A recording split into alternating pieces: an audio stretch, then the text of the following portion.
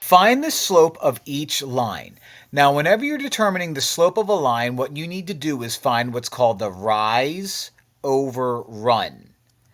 Now, not only do you do rise over run, you have to determine a few things. If your line is going up and to the right, it's a positive slope. You can also say down and to the left. If your line is going down and to the right or up and to the left, it's a negative slope. So what we have to do is we have to find 2 points and calculate rise over run and then label it positive or negative. Well, we have issue number 1. I don't have any points. So what I'm going to do is I'm going to create points by finding spots on a line that makes sense. Now, if I look at this, like I'm not going to put a dot right there or a point right there because I can't really tell what that is if I go up or down. That is definitely a point that crosses. And you know what else? That guy is too. So I'm going to use these 2 points. Now you might be looking at this and saying, oh, I could use other points, right? Sure, but these are the ones that I'm using because they definitely cross over. Now I'm going to calculate the rise over run. I'm going to count up and then over to get from one point to the other. It doesn't matter which order you go in as long as you remember these rules. So if I go from the bottom, like Drake, that's where he started, and go up and over, I'm going to go up 1, 2, 3, 4, 5, 6, 7, 8.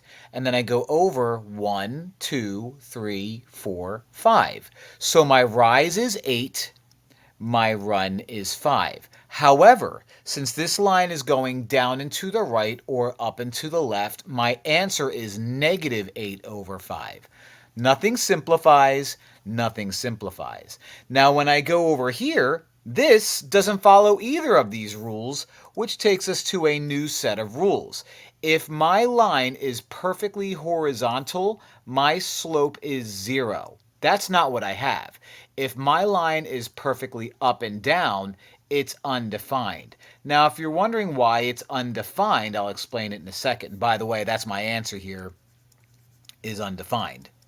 Now, if you're wondering why, well, my rise, if I were to pick 2 random points like here and here, my rise would be up 1, 2, so my rise would be 2, and my run would be nowhere. I don't go left or right, so it's going to be over 0. Well, you can't have anything over 0. You can't have 0 in the denominator. That makes it undefined. So when your slope is up and down, it's undefined.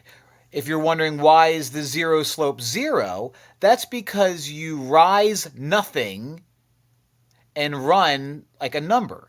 0 divided by 2 is 0, so that's why this makes sense.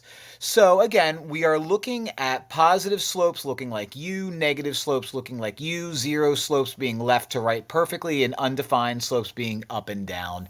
And you calculate rise over run by making 2 points of your own. Isn't that fun?